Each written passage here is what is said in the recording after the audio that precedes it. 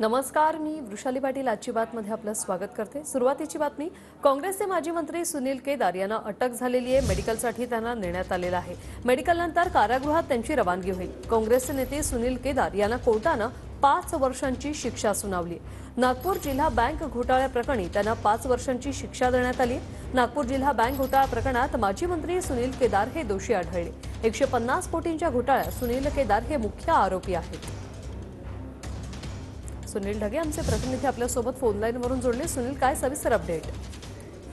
नक्कीच आज कोर्टाने जो निर्णय दिलेला आहे त्यामध्ये जर आपण बघितलं तर नागपूर जिल्हा बँकेचा हा घोटाळा होता आणि जवळपास 20 वर्ष जुनं हे प्रकरण आहे। या प्रकरणामध्ये माजी मंत्री सुनील केदार जे आहे हे मुख्य आरोपी होते आणि आज या प्रकरणाचा निकाल देताना त्यांना 5 वर्षाची शिक्षा आणि 10 लाख रुपयाचा दंड ठोठावण्यात आला। त्यांच्या सोबतच इतर 5 जणांना सुद्धा आज शिक्षा सुनावण्यात आलेली आहे।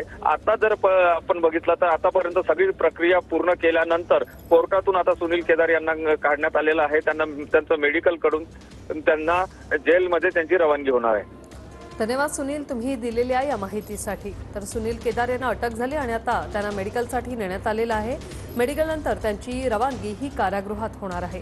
नागपूर जिल्हा बँक घोटाळा प्रकरणी त्यांना ते दोषी आढळले आणि त्यानंतर न्यायालयाकडून त्यांना 5 वर्षांची शिक्षा सुनावण्यात आलेली आहे।